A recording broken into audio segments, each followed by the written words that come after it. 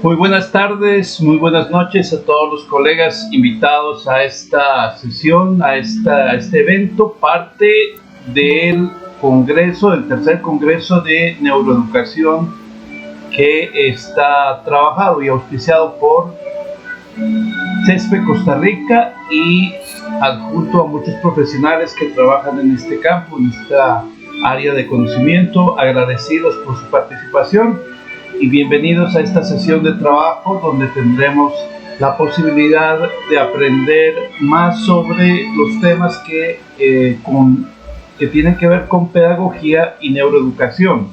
Actualmente estamos trabajando como parte del CESPE dentro del diplomado de neuroeducación y ese diplomado está trabajando actualmente los elementos esenciales y investigativos de los ámbitos de esta área de conocimiento, y pues para nosotros ha sido o es un placer haber tenido ya 4 generaciones de estudiantes, y por ello nos podemos decir que varios de estas personas que han estado con nosotros, profesionales de alto nivel en esta área de conocimiento, pues han hecho junto con nosotros un escrito académico, unos libros académicos que están siendo publicados por CESPE. Les agradecemos su participación y sabemos que hay algunas razones de conexiones en algunos países, sin embargo, aprovecharemos lo que más se pueda sobre el tema de las conexiones. Estoy haciendo un poco de tiempo porque muchas de las personas están ingresando a la sala en este momento y evidentemente para nosotros va a ser un placer invitar a la docente de hoy, de esta sesión, de estas horas que vamos a trabajar con ella, y recordarles que mañana también tenemos la sesión con la profesora para que ustedes puedan tomarlo en cuenta en la agenda. El día viernes tenemos a la misma hora, todos estos días hasta el día sábado, eventos dentro del Congreso de Costa Rica que tienen que ver con todos los temas de neuroeducación. Para nosotros va a ser un placer compartir el conocimiento de bastantes temas que seguramente a ustedes les interesa, y pues es parte de su quehacer tanto docente, en educación, en proyectos y en actividades educativas en general. Sin más, quisiera presentar a Madeleine Medford. Ella está actualmente en Perú, en Piura, y estamos conectados con ella desde esa región. Bienvenida, Madeleine, ¿cómo estás? Saludos. Buenas tardes, buenas noches a todos. Para mí es un placer estar aquí con ustedes. Me disculpan la voz, que recién estaba afectada, pero ya lista para la clase de hoy. Gracias, bienvenida. Y pues tal vez de rigor que nos expliques primero algunos, eres costarricense, nos fuiste para allá, para Perú, y estás trabajando allá actividades que tienen que ver con tu labor docente. Contanos qué estás haciendo y cómo te dedicaste a esta rama de la enseñanza. Muy bueno, yo sí soy de Costa Rica, vivo algunos años acá en el Perú. Llegué para trabajar temas de inclusión cuando se aprobó la ley de inclusión también acá en el Perú. Entonces vine a hacer algunos proyectos y me quedé por acá, pero pienso ir por Costa Rica. No te preocupes, Carlito, nos vamos a ver. Ya pronto. Les cuento que yo tengo más o menos desde los 14 años, antes, pero formalmente, aunque ni yo me lo creo, pero así fue, formalmente, trabajo en educación desde que tengo 14 años. He estado a lo largo de estos años, inicié como educadora inicial, me gradué en educación inicial, y a lo largo del trabajo con los chicos me di cuenta de que necesitaba incursionar en otros campos. Estudié psicología, psicopedagogía, neuroeducación, neurociencias. Bueno, ¿por qué? Porque eso complementa, como a todos los que acá están presentes, nuestra labor. Y yo, más que aula, ¿verdad? Porque siempre se habla de la neuroeducación en el aula, yo le decía a Carlos que yo me refiero más a espacios de aprendizaje. ¿Por qué? porque dada la demanda, ¿verdad?, actual y la diferencia que hay entre los niños de ahora y los niños de antes, los jóvenes de ahora, los adultos de ahora, sabemos que todo va cambiando y eso es maravilloso. Entonces, a lo largo de todo este proceso, y cuando me hablaban de yo doy charlas, talleres y todo esto, me encanta compartir los espacios de aprendizaje como este, porque aprendo mucho de ustedes. Así que por favor, como le decía yo a Carlitos, quiero las críticas, quiero los comentarios, quiero los análisis, correcciones. De hecho, esta clase la vi hace poco en el diplomado, ahora la estamos dando acá en el grupo abierto del Congreso de CESPE, un espacio extraordinario, por cierto, los felicito a todos los organizadores, tanto CESPE Costa Rica como CESPE a nivel internacional. Entonces, corregí algunas cosas porque habían algunos errores o algunos cambios, algunos descubrimientos nuevos, algunas cositas que enriquecen este proceso de aprendizaje y de socialización de conocimientos, pero más que conocimientos es de experiencias, ¿verdad? Con evidencias de cómo es que esta ruta que yo me he trazado a lo largo de estos años, de alguna manera sí ha beneficiado a muchas personas y a muchos estudiantes. Entonces, esto es lo que les quiero compartir hoy. Vamos a ver algunos términos por un tema de ir haciendo una hilación en los conceptos, pero yo sé que manejan ustedes mucho más información sobre esto, pero la idea es que sea referencial. ¿Y cómo vamos a hacerlo? Cuando hablamos de estrategias neurodidácticas, vamos a trabajar desde que inicia la presentación, ¿no? Entonces, a lo largo del discurso teórico acompañado de evidencias, también vamos a ir viendo qué tipo de estrategias, no importa el espacio de aprendizaje, ya sea terapias personalizadas, terapias grupales, docentes de aula, docentes de atención 1 a 1, psicólogos, profesionales de la salud y padres de familia, nos sirve a todos tener claro cuál es la ruta y cómo puedo yo, desde el espacio relacional donde yo estoy, ¿verdad?, implementar estas estrategias cuando noto en mí o en otras personas, ¿verdad?, que requieren de este apoyo. Entonces, vamos a iniciar hablamos de neuropedagogía con técnicas de enseñanza efectivas, neuroeducación y espacios de aprendizaje, uso de estrategias neurodidácticas. ¿Y por qué me voy a espacios de aprendizaje? Me voy a espacios de aprendizaje porque yo fui educadora de aula durante muchos años, lo sigo haciendo en cursos abiertos a secundaria y primaria y formalmente en las universidades, pero también trabajo con personas con trastornos en el neurodesarrollo. Entonces, cuando hablamos y otras características, condiciones psicosociales, entonces cuando trabajamos de entrenamiento, porque para mí es un entrenamiento, ¿verdad?, de todas estas habilidades que estas personas tienen, que solamente hay que encauzarlas y canalizarlas, o entrenar algunas otras.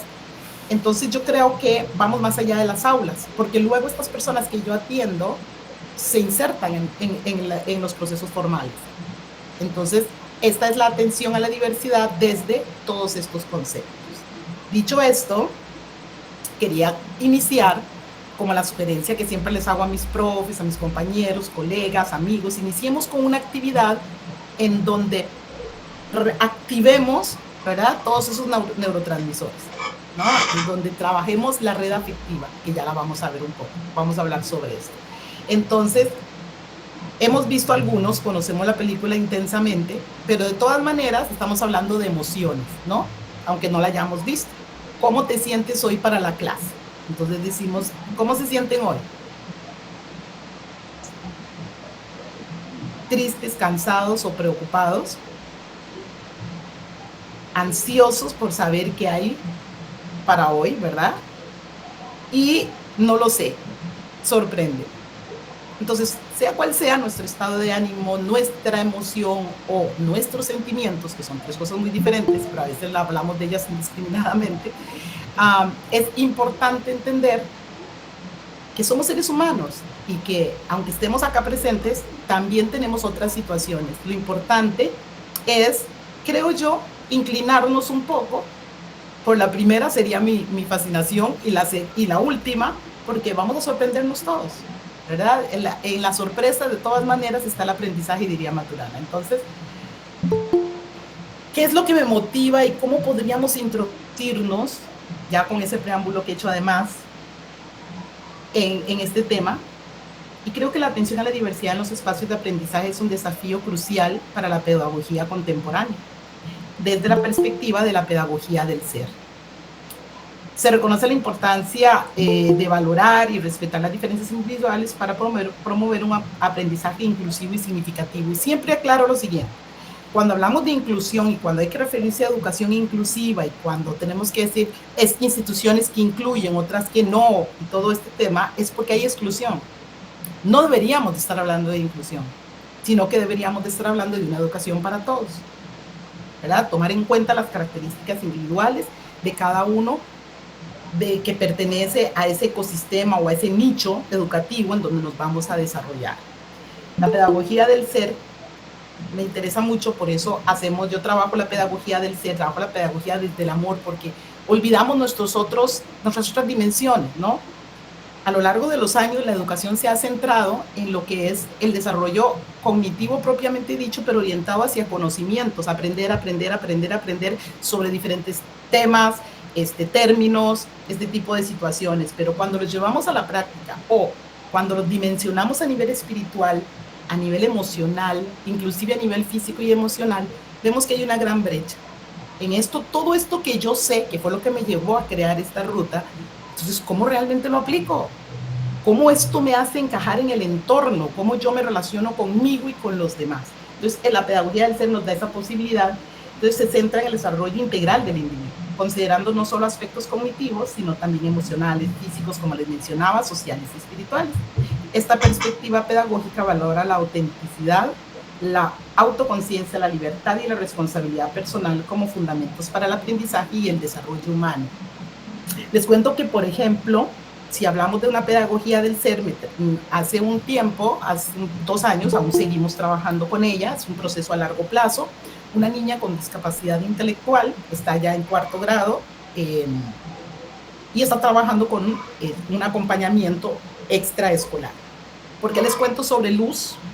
Porque Luz es una niña que cuando llegó no tiene un buen desarrollo del lenguaje a nivel de habla, ¿no? Entonces tiene problemas de algunas disfemias, algunas dislalias, unas cositas por ahí. Entonces llegó llorando el primer día. Miss Madre, es que una compañera me dijo que yo hablaba muy mal.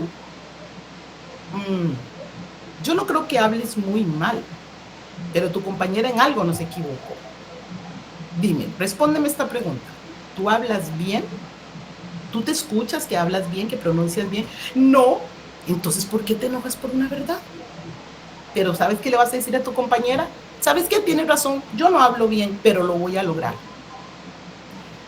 No tienen una idea, la mamá, la familia, todo, esas simples palabras, ese simple acompañamiento.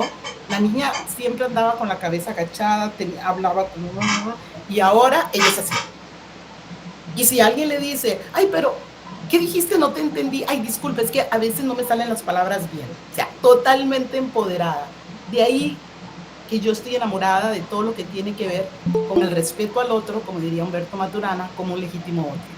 Esas son sus características. Si ella no se empodera, si ella no las acepta, entonces, ¿de qué manera vamos a poder entrenar cualquier área para que ella pueda ir avanzando y ella misma medir sus progresos, entender cuáles son sus carencias, sus limitaciones, pero enfocarse en las posibilidades que tiene? A pesar de los avances en las neurociencias y los aportes de neuroeducación, esto es claro, lo sabemos todos, persisten barreras para garantizar una atención efectiva a la diversidad en las aulas. La falta de estrategias neurodidácticas adaptadas a las necesidades individuales de los estudiantes puede limitar su desarrollo académico y personal. Entonces, con base en esto, se nos presenta una problemática que realmente es muy práctica, ¿no? ¿Cuáles aspectos deben tomarse en cuenta para una efectiva elaboración de estrategias neurodidácticas con un enfoque desde la neuroeducación, la pedagogía del ser y un marco de un diseño universal de aprendizaje? Claro, todo esto amalgama otros muchos aspectos que son importantes. Cuando llego a los colegios para dar talleres, los docentes lo primero que me abordan es, ¿y las estrategias neurodidácticas? Entonces yo les digo, bueno, a ver, estrategias neurodidácticas, ¿para quién? ¿Para qué edad? ¿En qué sentido? cuáles son las funciones ejecutivas que necesitas trabajar o cuáles son las competencias que deseas lograr, cuáles son las necesidades, habilidades, posibilidades, estilo de aprendizaje, intereses de esa persona o de ese grupo. Entonces me miran como, ups. Y es que tenemos que determinar las estrategias desde la pedagogía del ser. ¿A qué me refiero? Que tienen que estar diseñadas exclusiva y únicamente para ese grupo o para esa persona. Eso no quiere decir que si lo hacemos desde un marco de diseño universal, o sea, que si lo diseñamos para Juan, pero tenemos 30 estudiantes más, 20, 10 estudiantes más, esto nos va a servir para todos. Y ahora a lo largo de la exposición vamos a irlo notando. Si alguno quiere participar, puede escribir en el chat o puede levantar la mano. Ahí Carlitos nos ayuda con esto, ¿verdad? Entonces no hay ningún problema. Gracias, Carlos. Entonces, ¿cuál es la ruta? Neurociencias, neuropedagogía, neuroeducación. ¿Y por qué dirá? Bueno, porque no solo neuropedagogía o neuroeducación son dos cosas totalmente diferentes, íntimamente relacionadas entre sí, ¿no? Con, obviamente, neuro y neuro por el gran aporte de las neurociencias. Vamos a hablar sobre un marco de diseño universal de aprendizaje. Estamos usando el referente de DUA. Hay otros planteamientos de diseños universal de aprendizaje que estoy explorando aún, ¿verdad? Pero el DUA nos ofrece un complemento porque trabaja desde las neurociencias y las tecnologías. Entonces, esto nos está diciendo que es totalmente contemporáneo a lo que está sucediendo, ¿verdad?, en nuestros espacios de aprendizaje. Una pedagogía del ser, obviamente, por las razones ya antes mencionadas. Entonces, el objetivo es explorar cómo la pedagogía del ser puede contribuir a mejorar la atención a la diversidad en los espacios de aprendizaje, promoviendo un enfoque centrado en la persona y basado en los aportes de neurociencias, la neuroeducación, desde el marco de un diseño universal de aprendizaje. ¿Qué podemos lograr con esto? Aprender a ser, aprender a conocer, aprender a ser y aprender a convivir, que básicamente el entrenamiento que realizo acá dentro del centro, y cuando hablo realizo me refiero a un equipo, ¿no? Es precisamente cuando lo realizamos es enfocado en esto, que la persona logre, esos son los objetivos, eso es como la meta, y para llegar a eso, entonces trazamos muchos objetivos, ¿verdad?, específicos. Y yo quisiera escucharles o que escriban en el chat, tomando en cuenta lo antes mencionado, ¿qué les sugiere esta frase de nuestro queridísimo y el gran aporte que hace Francisco Mora en todos los procesos de neuroeducación? Solo se puede aprender aquello que se ama. ¿Qué nos invita a pensar esto? ¿En qué es lo primero que piensan cuando escuchan o leen esta frase?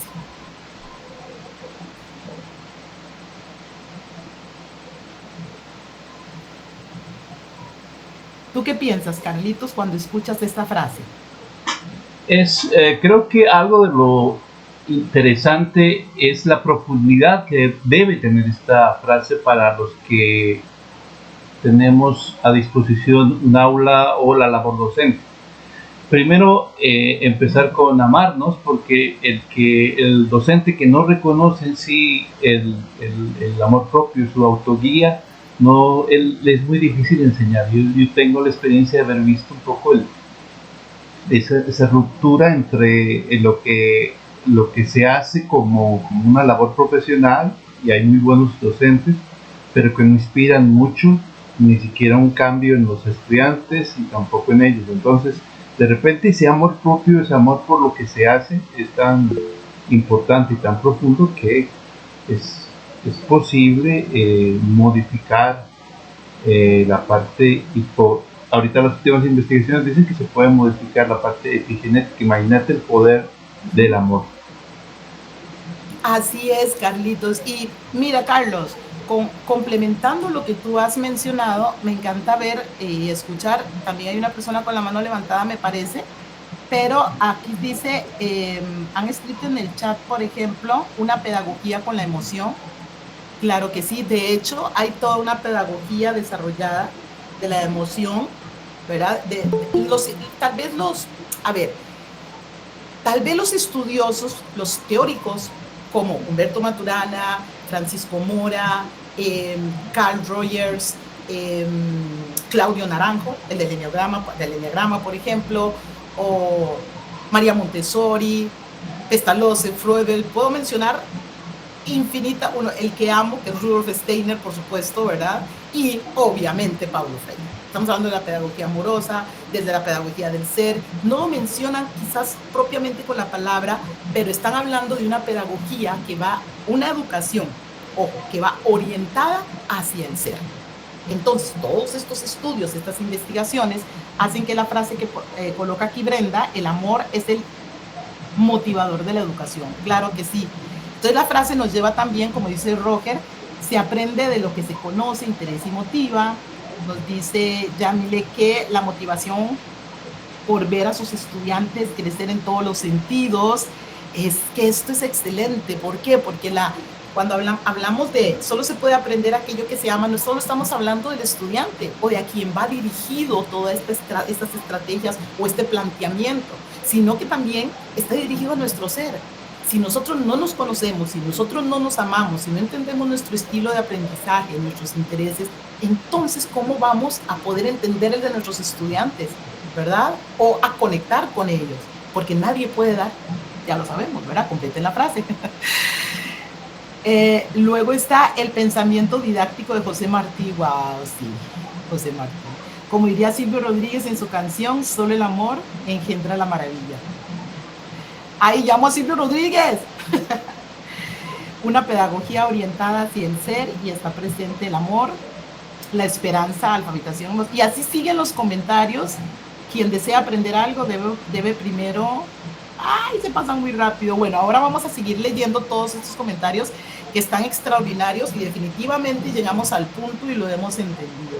El amor incondicional es la base de todo proceso, no solo de aprendizaje. Bueno, el aprendizaje es la base de la vida, pero me refiero a todos los procesos que realicemos están ligados al amor incondicional.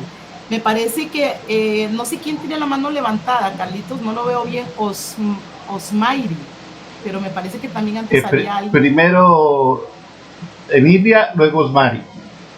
Ok, gracias. Los escucho. Ok, Madeline, mucho gusto, Madeline, saludarte. Hola. Hola. Cuando te referías también a lo de la frase de solo se aprende aquello que se ama, eso es exactamente, yo siempre lo he percibido como que en los ambientes de aprendizaje, si los alumnos no están amando lo que ven, inclusive a su profesor, el tema, muy difícilmente van a aprender, o por lo menos les va a costar mucho aprender. Igualmente, como decía Carlos, digamos, uno como profesional, si no ama lo que hace, posiblemente las cosas no las va a hacer bien. Pero cuando hablamos de alumnos, claro que ellos tienen que amar su ambiente, su escuela, su maestra, para que haya un aprendizaje efectivo. Eso era lo que quería decir. Muchísimas gracias. Y resulta que con todo lo que has dicho, podemos hacer un resumen muy bonito que me encanta, ¿verdad? Y estamos hablando de Ausubel y superando a Ausubel si hablamos de pedagogía, ¿no? En el término de aprendizaje significativo. Y cuando decimos aprendizaje significativo, no solo es aquel aprendizaje del alumno que le es significativo al docente, sino que ese aprendizaje sea significativo que le aporte al estudiante o al aprendiz en este caso. Entonces me encanta, muchísimas gracias, ¿verdad? ¿Algún otro? ¿Quién era el otro o la otra compañera? Osmari o algo así. Adelante.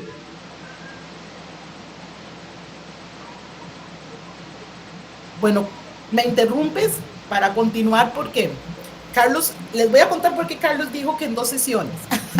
Porque no nos alcanzó el tiempo para terminar toda la actividad. Más bien, Carlos, tú me detienes ahora porque como continuamos mañana, no importa, hago un cierre y luego continuamos mañana, porque el tema es sumamente amplio. Aún 2 días es poco porque es mucho el contenido, no en cuanto a mucha teoría, sino en cómo aplicar toda esta teoría que ya tenemos, ¿no? Toda esta información que vamos acumulando a lo largo de los años. Entonces, para irnos poniendo un poquito en contexto en relación a lo que es, y gracias por todas las observaciones y los comentarios en el chat. Vamos a ver si nos da tiempo, Carlitos, para que puedas ir leyendo hasta donde me quedé después y todo, para que todos puedan escucharse su voz, ya sea escrita o que levanten su mano, ¿no? Perfecto. Una definición que puedo decir que es un poquito realmente es referencial, porque la pedagogía del ser va más allá de todo esto, ¿no? Es, primero, algunos teóricos importantes que tal vez no dicen pedagogía del ser, como vuelvo a reafirmar, pero sí hacen mención de lo que significa, o al menos lo que yo he conceptualizado como pedagogía del ser. Francisco Mora, Pablo Freire, María Montessori, Rudolf Steiner, Humberto Maturana, entre muchos otros.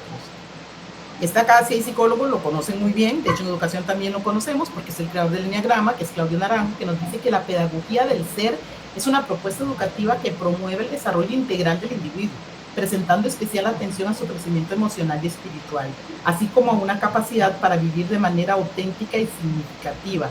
Se enfoca en la autorrealización y el despertar de la conciencia, más allá de la mera adquisición de conocimientos técnicos y habilidades. Y cuando hablamos del despertar de la conciencia lo podemos hablar en muchos sentidos. En este caso en particular, por ejemplo, con los chicos y con los jóvenes y adultos que atiendo, ¿recuerdan el ejemplo de Luz? Yo quería que Luz tomara conciencia de ella, que se sintiera, que se abrazara, que se amara tal cual es. Sí, perfecto. Socialmente resulta que Luz tiene ahora 9 años y que tiene que hablar muy bien y tiene que tener un vocabulario muy amplio, pero Luz sabe que ella no lo tiene. ¿Cuál es el problema? Ella sabe que no lo tiene, pero está trabajando en ello.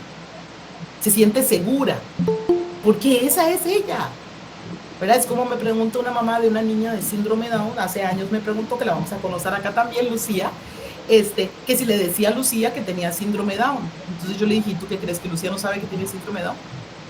Tal vez no sabe cómo se llama, o no conoce todo el contexto, pero sí lo sabe. Y entre más sepa, más empoderada está, más control toma sobre ella misma y no permite, como dice ella misma, que Down la controle. Ella controla, porque el Down es de ella, no es de nadie más. La única que tiene control sobre eso es ella. Entonces, más o menos así va orientado todo lo que vamos a ir desarrollando el día de hoy, ¿sí? Carl Rogers me encanta y dirán, bueno, madre, pero hace añitos ya, sí, pero si nos damos cuenta, Rudolf Steiner es de los 90, ¿verdad? A principios. Y resulta que su filosofía es la pedagogía Waldorf y la biología humana, que se ha desarrollado y se sigue desarrollando ampliamente y aporta mucho a los procesos de enseñanza-aprendizaje. Entonces, la verdadera educación, por eso es que se llaman pedagogías emergentes, ¿no?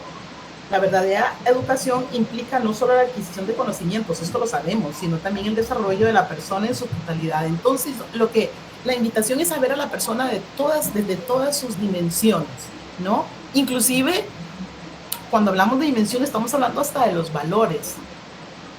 En una clase muy buena con un filósofo Mark Weiss, que me encanta, nos contaba una anécdota de un profesor que estaba dando su clase a niños pequeños. Un niño se voltea y le dice, ojo, estaba dando la clase sobre valores, solidaridad, ¿verdad? Respeto y etc., ¿no? Resulta que el estudiante le dice al profesor, profe, se cayó un nido y habían pajaritos chiquitos. El profesor le responde, concéntrate, estamos en clases de valores, no te distraigas. Impresionante. Esa era la oportunidad perfecta para trabajar hasta su clase. Entonces, por eso es que yo invito siempre al aprendizaje en ambientes naturales. Ese fue un ambiente natural, una ocasión perfecta para que esta red afectiva de todos los estudiantes se active y por ende todas las redes neuronales. Entonces el aprendizaje va a ser, como decía la compañera, obviamente va a ser un aprendizaje significativo, y estos valores que son totalmente abstractos para estos niños de 8 o 9 años toman forma, cuerpo y tienen sentido.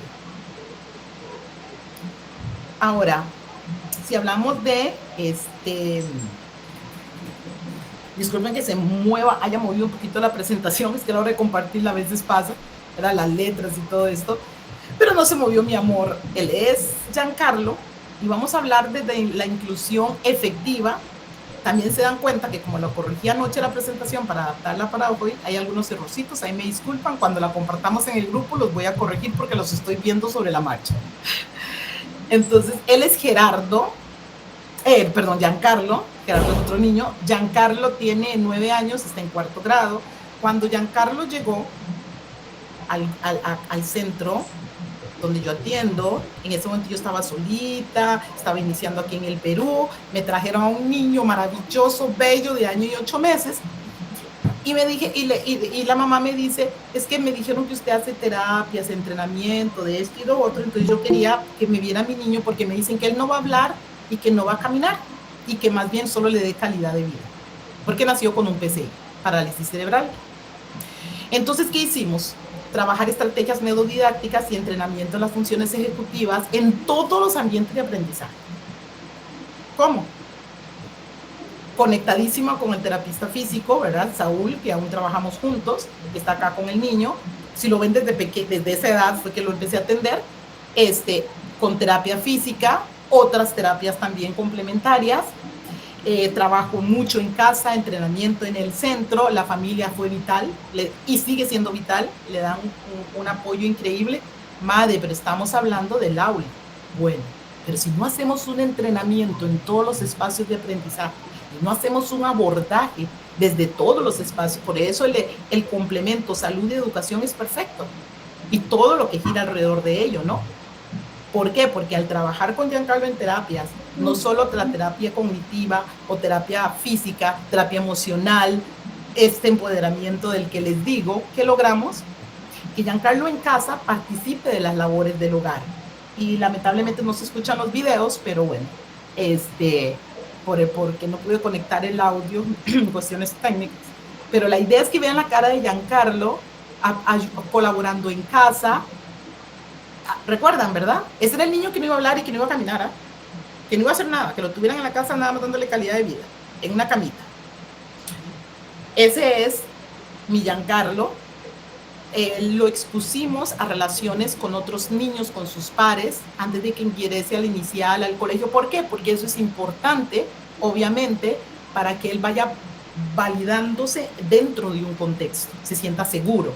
Al ingresar al colegio, lo ven acá, Giancarlo participa de todas las actividades igual que sus compañeros, de acuerdo a sus necesidades, capacidades y habilidades. Giancarlo en 1º grado, recuerdan que era virtual en esa época, entonces hace unos años, Giancarlo en clases virtuales, su papá apoyándole al 100%. Ven a mi niño bailando, pues ese niño, recuerden siempre el antecedente, ¿no?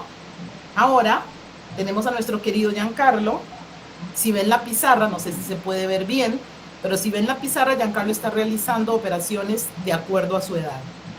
Y les cuento que este niño, hemos trabajado con los docentes con estrategias neurodidácticas dentro del aula, ajustes razonables, como por ejemplo, al tener Giancarlo hipertonía por el PCI, entonces Giancarlo le cuesta mucho escribir convencionalmente. Sin embargo, él es obstinado, testarudo, yo quiero aprender y practica todos los días y miren lo que ha logrado, ¿verdad? Sí realiza trazos y sí los hace bien si vemos la pizarra, pero a la hora de escribir entrelazado, porque la ley dice que hay que escribir entrelazado, para él es más fácil la letra no ligada.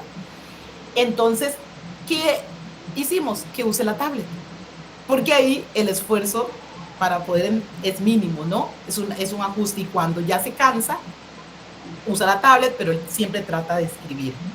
Y este es el niño feliz que tenemos, juega con sus compañeros, participa. ¿Qué tal si los docentes de este niño a lo largo de 7 años ya, porque está desde el inicial y ahora está en secundaria, en primaria, no hubieran colaborado? Trabajamos juntos de la mano todos, terapistas, docentes y la familia, y este es el resultado de ese niño sin pronóstico, ¿verdad? Con un pronóstico totalmente oscuro. Entonces yo sí creo que la motivación que tiene Giancarlo, el apoyo que ha tenido y estas estrategias que se implementaron, que ahora vamos a ver muchas de ellas, con Giancarlo es lo que han logrado, pero ¿desde dónde? Desde una pedagogía del ser, desde esa mirada a Giancarlo, de mirar a Giancarlo y decir, Giancarlo tiene todas las posibilidades del mundo. Y cuando el profesor lo vio en el aula, un niño que no caminaba casi, que casi no se le entendía lo que decía, ahora se le entiende mucho mejor, ¿verdad? Cuando habla, y ahora hay traductores y la mamá está intentando aprender a usarlos, que yo no tengo la menor idea de cómo funcionan, pero la tecnología es impresionante. Entonces Giancarlo también va a poder tener acceso a ello, y no son personas de altos recursos, estoy hablando de que están totalmente identificados con este proceso de Gianca. Y esto es lo que se ha logrado con respecto a él. Y es como se dan cuenta, es un proceso de años. Los docentes muy anuentes. ¿Qué pasa cuando los docentes no colaboran? Me van a decir sí, porque eso es un caso muy aislado, muy particular. Entonces el docente toma la batuta dentro del aula. ¿Sí? A veces me dicen, madre, es que no podemos hacer nada con este niño porque la mamá, bueno, vino, lo matriculó y no lo hemos vuelto a ver. No la hemos vuelto a ver. ¿Y cuál es el problema? ¿Acaso es la mamá la que están atendiendo? En última instancia, es al niño, ¿no? O al joven. Entonces, si lo concientizamos, si lo involucramos, si lo motivamos y él se apropia de su proceso de desarrollo integral, sí, obviamente la familia, todo su ecosistema es importante, pero si no lo logramos, no vamos a dejar entonces de trabajar con este pequeño o con este joven, ¿no es cierto? No sé si están de acuerdo conmigo en este sentido, ¿no? Entonces, cuando nos encontramos, pero es que no se puede hacer nada, me dicen los docentes. Sí, claro, se puede hacer mucho. Desde el aula es mucho lo que se puede lograr. ¿Por qué? Porque vamos a desarrollar estrategias efectivas desde un marco del diseño universal de aprendizaje. ¿Sí? Entonces, según investigadores de la organización de CAS, que fueron los creadores del diseño universal de aprendizaje, que saben ustedes que primero surge como una cuestión de arquitectura, ¿no? Diseño arquitectónico para todos, pero resulta que se adapta y se ajusta perfectamente, ¿verdad?, a lo que son los procesos de aprendizaje. Entonces, algunos aspectos muy importantes que resalta el DUA es la accesibilidad y la equidad, la diversidad de los estilos de aprendizaje, que lo vamos a ver, mejora la participación y los compromisos, eficiencia y efectividad educativa, apoyo a los docentes, cumplimiento legal, porque vela por la ley de inclusión, que en muchos países recién se está interpretando la ley, desarrollo de habilidades para la vida. Porque se dice que vamos a incluir, pero no tomamos en cuenta todos aquellos ajustes que tenemos que realizar para poder eliminar las barreras, la mayor cantidad de barreras posibles, para poder trabajar con eso. Entonces sí, la ley dice que hay que incluir 2 en cada aula, como dicen aquí en el Perú y esto, pero realmente el docente no está preparado. Y no estoy diciendo que el docente no está preparado para ser docente, estoy diciendo que para desarrollar este tipo de actividades y con estas nuevas estrategias y necesidades, y yo siempre les demuestro que siempre han hecho inclusión, que siempre han aplicado un diseño universal, pero si uno es consciente de que lo está haciendo, entonces lo mismo que le pasa a los chicos o a los adolescentes, se apropia, ¿no? Y lo hace desde el despertar de la conciencia. Ah, esta actividad que yo diseñé para Giancarlo, le puede servir a todos, de alguna manera, o a los que tienen características o rasgos similares a Giancarlo dentro del grupo, ¿verdad? Y ahora lo vamos a ver con más profundidad, con evidencias más específicas para ese tema en particular.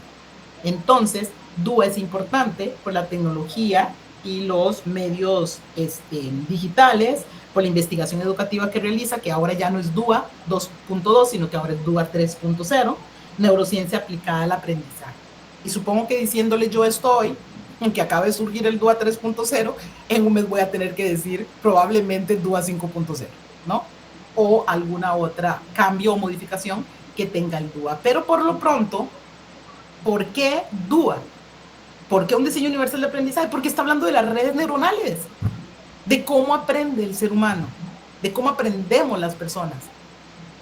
Neurotípicas o no, lo que hay que encontrar es la vía. ¿Cuál es el camino, verdad? ¿Cuál es el camino de Esther? ¿Cuál es el camino de Carlos? ¿Cuál es el camino de Soraya? ¿Cuál es el camino de Madeleine? Resulta que pueden ser diversos esos caminos. Algunos se parecen y otros no.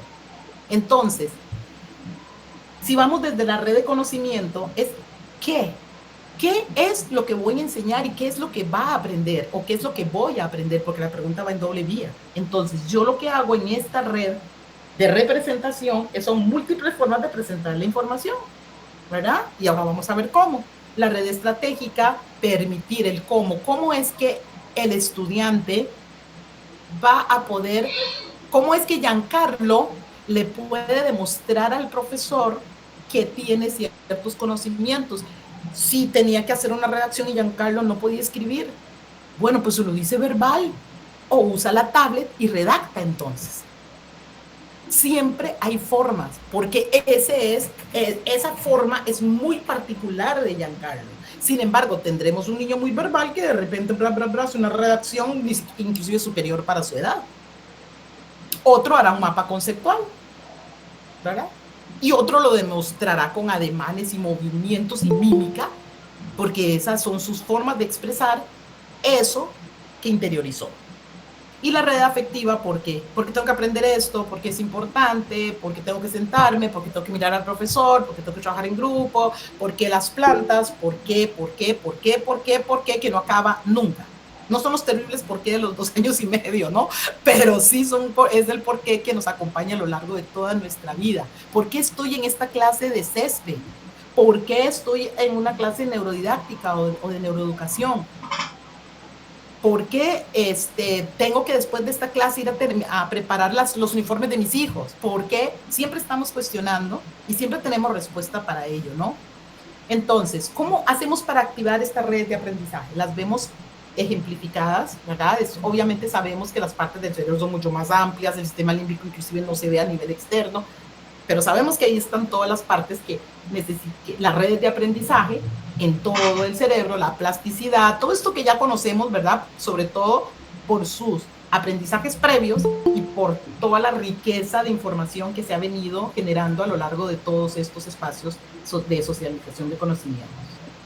Entonces, dentro de la corteza prefrontal es fundamental para las funciones ejecutivas que en la mañana vamos a trabajarlas ampliamente.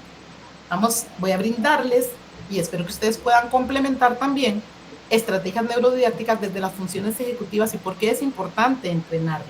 Porque decimos indiscriminadamente, ¡ay, ese niño no pone atención!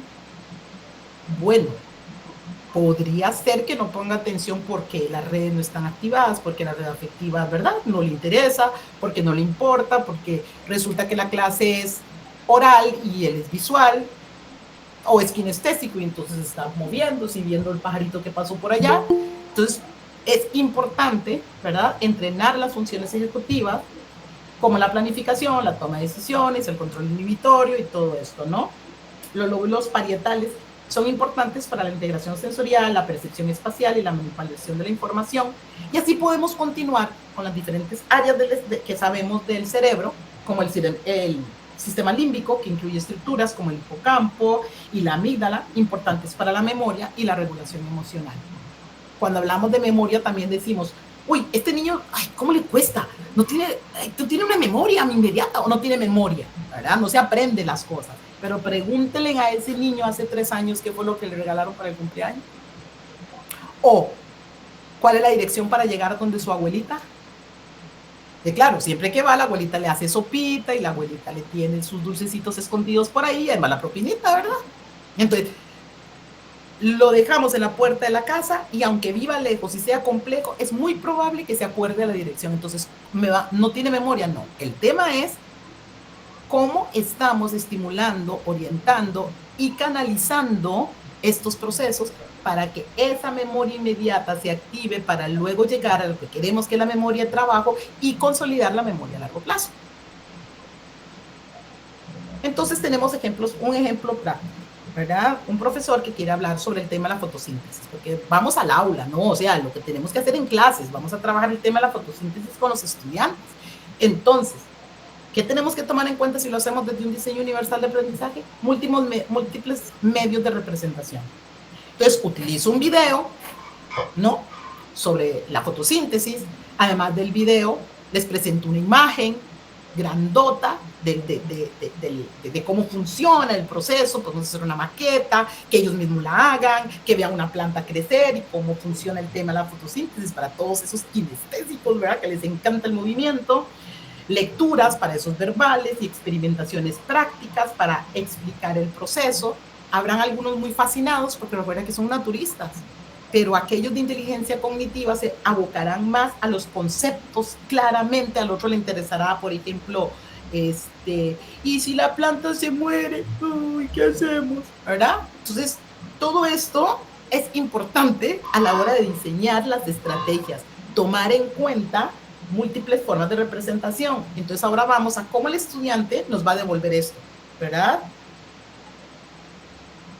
Entonces puede ser que a través de ensayos, de dibujos, de modelos, como les decía, que acá le llaman maquetas, creo en Costa Rica también, supongo que en casi todo lugar, donde se ejemplifique o sembrar una planta. Entonces, algunos nos traerán un trabajo escrito, otros harán un cartel, otros harán una presentación en PowerPoint, otros harán, lo dirán verbal, otros inclusive harán un TikTok.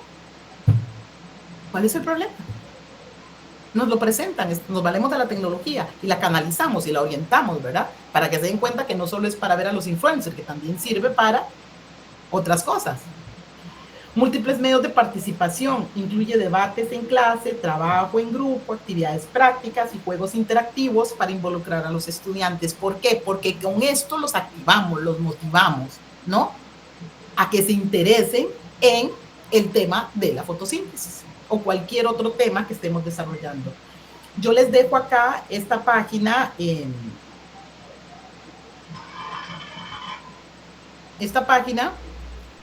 es como el traductor de CAST, por decirle, ¿verdad? Para aquellos que hablen inglés, CAST tiene mucha información, pero alguna información también está restringida, ¿verdad? Porque para sacar un certificado en DUA tiene que ser con CAST. Entonces, pero esta página, EducaDUA, viene traducida y viene con muchísima información y viene con muchas estrategias de cómo aplicar el DUA en el aula.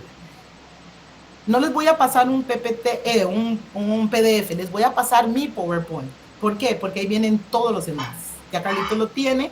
Ahí ustedes corrigen los errores, ¿no? La C por la D y esas cositas que hizo. Porque viene en PowerPoint, pues. Entonces lo pueden hacer. Ok. No sé si hasta aquí tienen alguna duda. Estoy hablando muy rápido. ¿Cómo vamos con el tiempo, Carlitos? Porque es tanto. El tiempo yo sé que va a faltar, pero creo que los compañeros están disfrutando por los comentarios que escriben allá en el chat. Y realmente, bueno, y qué dicha que tengo a Emilia Brown, que el viernes nos va a acompañar acá. Y ya de hecho estoy... Saluda, Emilia, por favor, levanta la manito y saludanos para que ellos sepan en qué cuadrito estás. Hola. El viernes nos vemos contigo junto con... Yo vi a la profesora... Exacto, con la profe Emilce, ¿verdad? Eunice. Exacto, Eurídice, perdón, Eurídice. Creo que también está por acá. Debe estar por alguna de las ventanitas. Si la profe Eurídice está por acá, perfecto. Entonces, México, Costa Rica para el viernes. Ahí está la profe. Gracias, profe Eurídice González Navarrete de la Universidad de... Sí, exacto. El viernes nos vemos. Van a compartir sesión con nosotros. Estas dos sesiones, les recuerdo que hoy y mañana yo creo que va a faltar tiempo, Madeleine. Y el sábado tenemos algo más complejito, pero no deja de ser interesante, que es la fisiología del cerebro. Todo lo que ahorita está hablando Madeleine y todo lo que les va a hablar Emilia y Eurídice en el evento. El sábado vamos a ver ya con un médico neurofisiólogo todo el mapa del cerebro para que no se vayan sin saber todas las ubicaciones. No sé si alguien tiene alguna pregunta y vamos avanzando. Me parece que los elementos que vamos trabajando los vamos comprendiendo a medida que pase la conferencia. ¿Tienen alguna pregunta? No. Ok, adelante, madre. Muchas gracias. Excelentes profesionales, van a disfrutar mucho con Emi y con Eurídice, ¿verdad? Son unas extraordinarias compañeras. Entonces, vamos allá. Gracias. Ya hemos tenido oportunidad de estar, entonces vamos a disfrutarlas el viernes. Hablamos ¿recuerdan? De DUA. Estamos siguiendo el recorrido, ¿no? Hablamos de un diseño universal de aprendizaje. O sea, lo que vamos a hacer, lo vamos a planificar para todos. O sea, para todos me refiero a que vamos a tomar en cuenta las características de todos, ¿sí? Ahora, dentro de las estrategias efectivas, no podemos dejar de hablar de estilos de aprendizaje, porque a veces me dice una profesora, ay, es que no entiendo, ¿cómo puede ser posible que ese chico se mueva tanto? Debe ser un TDAH, porque ahora resulta que se mueve y es TDAH, resulta que no fija la mirada y tiene TEA. No funciona de esa manera. Si nosotros nos analizamos a todos los que estamos aquí, entonces todos tendríamos trastornos en el neurodesarrollo, porque todos tenemos algún rasgo o alguna característica. Algunos somos muy rígidos en el pensamiento, otros de alguna manera nos movemos mucho. Yo soy muy kinestésica, soy visual auditiva, yo tengo una combinación loca. Entonces, yo creo que es importante que nosotros, antes de etiquetar, ¿no?, nos familiaricemos con que los seres humanos aprendemos de formas diferentes. Abajo, por eso les dejo, como les digo, el PowerPoint, ¿sí? Porque abajo están los enlaces para que puedan autoevaluarse y evaluar a niños pequeños y a niños de secundaria, a jóvenes de secundaria, para ver cuál es su estilo de aprendizaje. Entonces, en la presentación viene, lo pueden hacer. Entonces, sabemos que los estudiantes tienen diferentes tipos de estilos de aprendizaje. Comprender y reconocer estos estilos de aprendizaje permite a los, obviamente, a los docentes adaptar sus métodos de enseñanza para llegar de manera más efectiva a todos los estudiantes. Entonces, vemos esa coherencia lógica, ¿no?, entre DUA. ¿Qué nos dice DUA? Múltiples formas de, ya sea de representar o de brindar la información, ¿no? Permitir que la participación sea de acuerdo a las características. Entonces, nos vamos a los estilos de aprendizaje. Algunos serán verbales, otros auditivos, otros visuales, ¿sí? Pero, ¿qué sucede? Que algunos son combinados también. Y no necesariamente porque tengan estos rasgos más marcados es porque haya TEA o TDAH, que ahora es como la bandera de todo lo que pasa en el aula, ¿no? ¿Cuáles serían los estilos de aprendizaje? Bueno, según Neil Fleming, porque hay muchos planteamientos, obviamente, ¿verdad?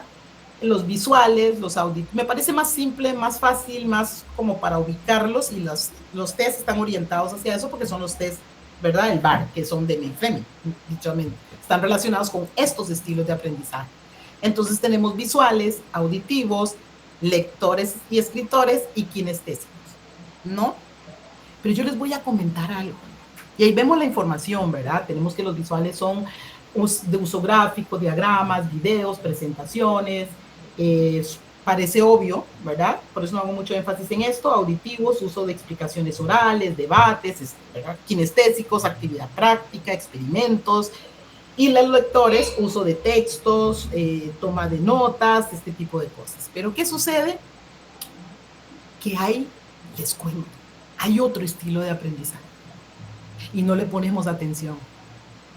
Y este tiene que ver con la espiritualidad. Es el estilo de aprendizaje intuitivo.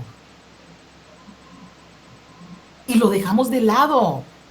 Entonces, cuando tenemos un niño, un chico kinestésico, ¿verdad?, que anda en el pupitre y le va a pedir el lápiz al otro compañero y pide permiso para ir al baño, y entonces el profesor dice, ¿verdad?, porque como este profesor definitivamente no conoce el concepto de aprendizaje sin error, ¿sí?, y tampoco está enfocado en que el niño ame lo que hace, reentra el estudiante al aula y le dice, Juancito, pase la pizarra y hace un pequeño, nos da un ejemplo de lo que estábamos conversando. Uy, no puedo con eso. Pero bueno, el estudiante va y hace un ejemplo justo de lo que estaban conversando. Porque hay un aprendizaje intuitivo. Ese estudiante tiene conocimientos previos. El hecho de que se mueva mucho no quiere decir que no esté escuchando, ¿no? Entonces, hace una combinación de esto y lo plasma en un ejemplo que está relacionado directamente con lo que estaban hablando. Entonces, no olvidemos este aprendizaje. Esto es algo muy personal, ¿no? El aprendizaje intuitivo que también tienen nuestros estudiantes. ¿Cómo podemos integrar esto en el aula? Los profesores pueden, aquí vamos con las estrategias, ¿no? Porque esto va, recuerden que les dije, combinado con las estrategias. Entonces, ¿cómo podemos integrar en esto en el aula? Los profesores pueden crear un ambiente de aprendizaje inclusivo utilizando una combinación de estas técnicas. Por ejemplo, el presentar un nuevo concepto. Al presentar un nuevo concepto, un docente podría mostrar un video, discutir el contenido, estamos hablando auditivo, realizar una actividad práctica para el kinestésico y proporcionar material escrito para aquellos. Entonces, ok, aquí vamos a las diferencias y a los ajustes razonables individuales. ¿Qué pasa si yo tengo dentro del aula un estudiante con TEA? Trastorno de déficit de atención con hiperactividad, como Romina, que ya la vamos a conocer, que se aburre al escribir y que no quiere, ¿cómo se llama? Y que copia la mitad del contenido. Sin embargo, qué interesante. Dentro de los rasgos que hemos visto en Romina, ella es verbal, lectura y escritura. Le gusta, pero por sus características, ¿verdad? Este tema de la dopamina y todo esto, llega, y no es conductual porque lo hemos ido trabajando, realmente pierde el interés muy rápido por los focos de atención y todo este tipo de cosas que ya sabemos, ¿no? Además tiene problemas de control inhibitorio. Entonces, ¿qué podría hacer el docente? Como les va a trabajar las 4 estilos de aprendizaje, ¿qué podría hacer con aquellos que no van a copiar 3, 4 planas, que tampoco sé por qué es tan importante hacer eso, pero bueno? Entonces a Romina y a Juan y a Pedro y a Carlos lo que hace es un resumen, un abreviado del contenido, porque sabemos que lo que nos va a motivar más es la actividad práctica, pero si queremos entrenar la parte verbal, entonces les damos un material para que lo puedan hacer, pero con un ajuste razonable, de acuerdo a sus características. La diferenciación de la instrucción, es decir, ajustar las actividades, las tareas, lo que les estaba diciendo, ¿verdad? De acuerdo a las necesidades de cada uno de los estudiantes. ¿Por qué les hago esta observación? Porque muchos docentes me dicen a veces, sí, madre, todo muy bonito, pero estás hablando de estas actividades para los estudiantes promedio. No, desde que dije atención a la diversidad y estamos hablando sobre diseñar para todos, estamos hablando de que las estrategias que estamos haciendo van a beneficiar al TEA, al TDAH, porque además de imágenes visuales, además de un video, entonces utilizo consignas en pictogramas. Sí tenemos estudiantes que no son verbales, pero que están dentro del proceso formal. La evaluación y la retroalimentación, entonces, debe ser variada, al igual que es impresionante. Les decía yo hace unos días a los chicos que nos acompañaron en el diplomado que hacemos los ajustes en el aula y a la hora de hacer la evaluación, hacemos la evaluación tradicional. ¿No? Hacemos la evaluación solamente para los verbales. De escritura, de lectura, escritura y respuestas y marcar con X, y no hacemos ningún tipo, no incorporamos nada para los otros estilos de aprendizaje. Entonces hay que tomarlo muy en cuenta, y sabemos que las ventajas de adaptar lo que hacen es simplemente tomar en cuenta las necesidades y las características, como lo he venido mencionando y lo voy a seguir reiterando, ¿verdad?, a cada uno de los estudiantes y de acuerdo a su estilo de aprendizaje. Obviamente habrá momentos en que sea a los visuales que beneficiemos, en otro de estos, pero la idea es, de acuerdo con Cuba, presentar el material en las 4 dimensiones y respetando la intuitiva para que ellos puedan, ¿verdad?, cada uno entrenarse en el área que le es más difícil o más compleja o que no está desarrollada y favorecerse en las áreas que les están. Vamos a partir entonces de las habilidades para fortalecer lo que llamamos debilidades, discapacidades o dificultades. Estrategias efectivas y las inteligencias múltiples. Entonces sabemos que de Howard Gardner son 8, pero hay muchas más, ¿no? Hay muchas más que quizás Howard Gardner aún no has incorporado textualmente, literalmente, en su teoría, pero sí están muy evidentes dentro de las diferentes inteligencias que podemos notar en las personas. Entonces ya las conocemos, no voy a hacer entonces en cada una de ellas, sino en recordarlas, que son lingüística verbal, lógico-matemática, espacial visual, corporal kinestésico, musical, interpersonal, intrapersonal y natural. Lo importante de esto son las estrategias. ¿Cómo se hace la aplicación de técnicas de inteligencia efectiva? Porque cuando hablamos de ahí también viene un enlace para la evaluación de las inteligencias múltiples, ¿ya? La aplicación de las técnicas de enseñanza efectiva, cuando hablamos de inteligencia múltiple, ay, mira, sí, le gustan las plantas, es naturalista, no es tan fácil, ¿no? Es un poco más complejo. Entonces, pero es importante que dentro del aula, de forma fácil, observando las características que tienen nuestros estudiantes de acuerdo a su estilo de aprendizaje, y cuando hablamos de inteligencias múltiples, hablamos de aquella inteligencia que tengo yo más desarrollada. Soy muy bueno procesando los conceptos de razonamiento matemático. Soy muy bueno a nivel de razonamiento verbal, ¿verdad? Me doy cuenta, funciona en esa área, le gusta la música. A mi hijo, por ejemplo, le dabas un instrumento pequeño, era muy curioso, nunca había aprendido, nunca había ido a clase. Sin embargo, tocaba el instrumento, ¿no? Entonces me di cuenta que gran parte de su inteligencia también era musical. Entonces, ¿esto de qué nos ayuda? Que en la inteligencia lingüística hay que utilizar debates, lecturas, escrituras, ensayos, presentaciones orales. Y aquí vienen ejemplos para cada una de las diversas inteligencias en función de qué puedo hacer yo si tengo un estudiante que es lógico-matemático. Implementar problemas matemáticos y experimentos científicos y juegos de lógica, ¿no?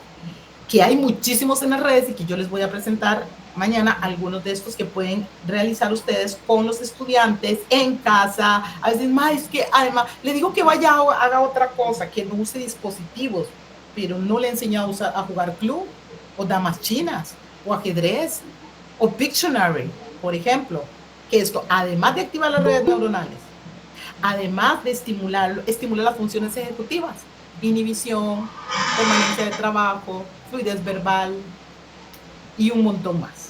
Memoria, atención, concentración. Entonces, eso que estaba en la lámina anterior, de acuerdo a cada uno de los diferentes estilos de aprendizaje, si yo tengo un proyecto, si yo tengo una actividad en el aula, entonces diseño un proyecto donde integre todas las inteligencias múltiples. ¿Por qué? Porque tengo 30 estudiantes, ¿no? No les he hecho la evaluación a todos. Recién tenemos un mes de estar en clase. No sé cómo funciona. Es importante, es relevante, pero no es determinante. Porque yo programo la actividad tomando en cuenta que tengo diversidad de inteligencias en el aula. Entonces, dejo un proyecto donde hay que escribir un informe. Entran ahí los lingüistas verbales, análisis de datos, lógicos matemáticos, creación de una presentación visual, actividades prácticas y experimento corporal kinestésico, y así podemos seguir, ¿verdad? Es importante tomar en cuenta a la hora de hacer un proyecto que qué es lo que sucede con esto, que muchas veces cuando vamos a evaluar, voy a pasar a la evaluación, ¿qué hacemos? Que los compañeros dijeron, profe, vieras que una compañera fue la que escribió el trabajo, y la otra compañera la ayudó a redactar, y el otro compañero buscó la información y yo voy a exponer. No, ese trabajo está muy mal. ¿Cómo puede ser posible que no todos hayan hecho de todo? Eso es, o sea, aún no lo entiendo, o sea, mi cerebro no lo quiere procesar.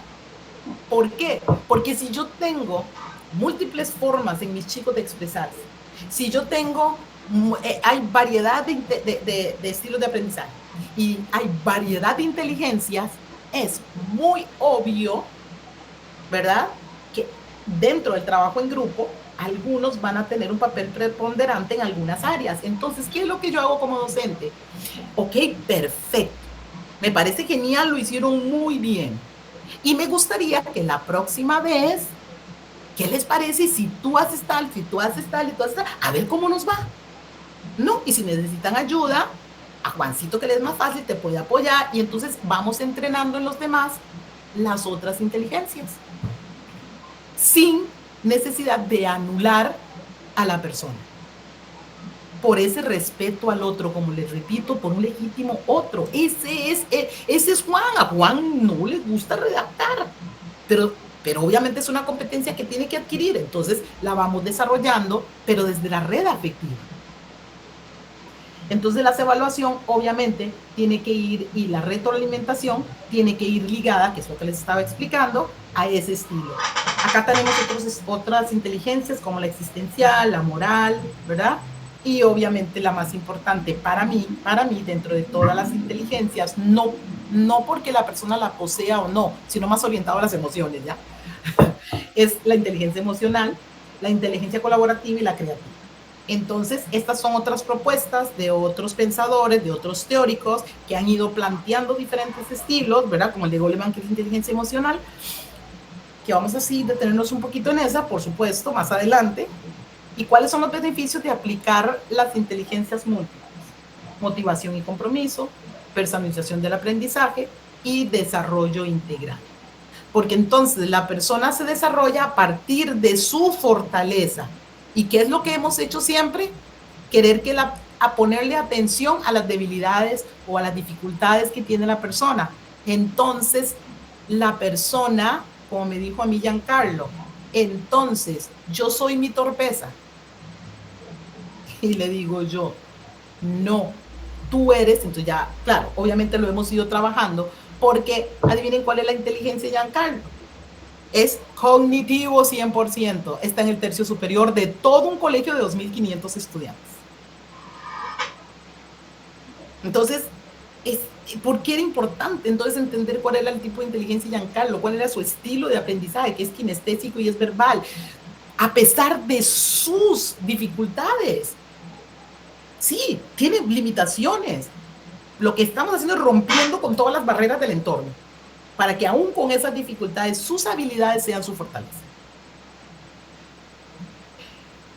Y nos vamos a neuropedagogía. ¿Aún hay tiempo, Carlos? Sí. Sigo. ¿Qué les parece? Yo creo que sí, ¿no? Vamos bien. Sí, ok. Bueno, dentro de lo que es neuropedagogía, vamos a hablar un poco sobre estrategias neurodidácticas y pedagogía en el aula. Entonces, yo lo fragmenté así, y traté de hacer un resumen de los fundamentos teóricos, ¿no? En la neurodidáctica se basa en los conocimientos de la neurociencia sobre cómo funciona el cerebro, porque es importante cuando usamos el vocabulario contextualizarlo, ¿no? Para apropiarnos de él. Entonces, el cerebro durante el aprendizaje examina aspectos como la plasticidad cerebral, la memoria, las emociones y cómo estos influyen en la capacidad de aprender, ¿sí? Pero, que lo usamos indiscriminadamente, la pedagogía se fundamenta en teorías educativas y enfoques didácticos que han sido desarrollados a lo largo del tiempo, incluyendo estrategias y métodos de enseñanza basados en teorías de aprendizaje como el constructivismo, el conductismo, el cognitivismo, por ejemplo, las teorías holísticas, la ecológica, ¿qué otra puedo decir? Y entonces, a través de eso se han creado pedagogías.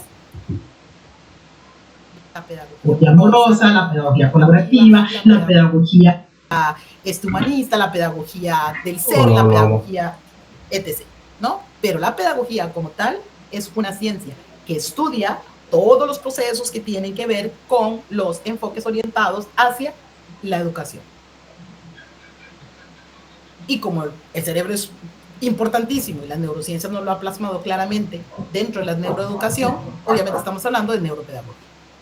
Enfoque en el alumno. ¿Cómo es el enfoque en el alumno, verdad? La neuroética pone un énfasis particular en cómo el cerebro del alumno recibe, procesa y retiene la información. Considera factores como el ritmo circadiano, la atención, la motivación intrínseca, y todo este tipo de cosas que entran dentro de los procesos de aprendizaje, ¿no? Y la pedagogía se centra en el desarrollo integral del alumno, incluyendo aspectos cognitivos, emocionales, sociales y todos los que hemos mencionado.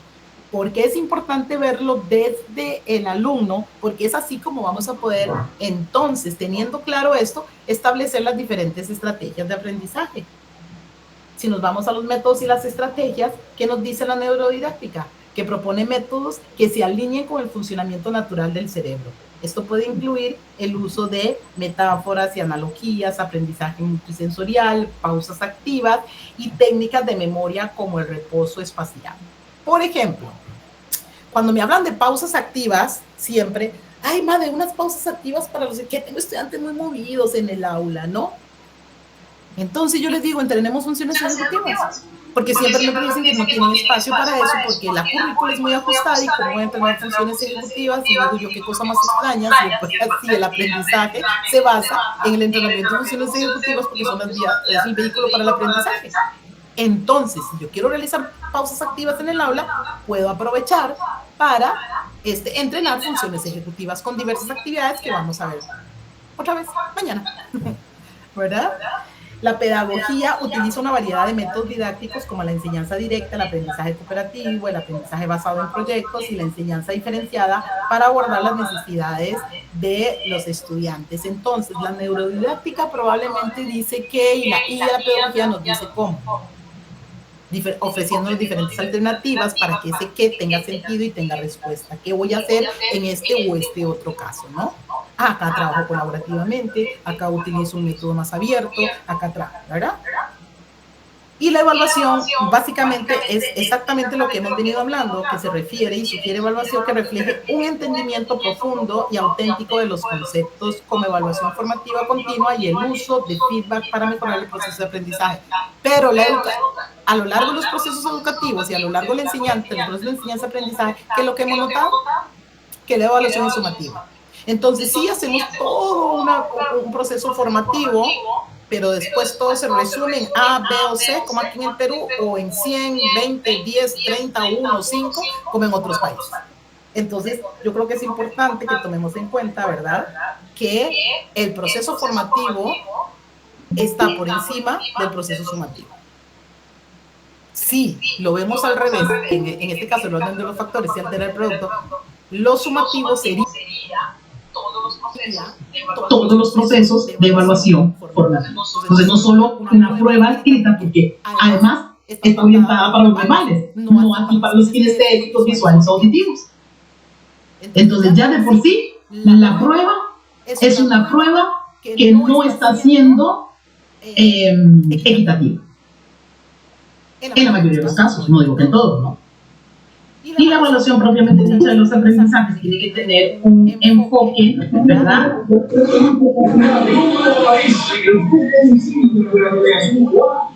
¿Alguien tiene el micrófono abierto o quieres preguntar algo o decir algo, Juana? Ah, ya. No te preocupes, si quieres hacer un comentario, perfecto, me pueden interrumpir.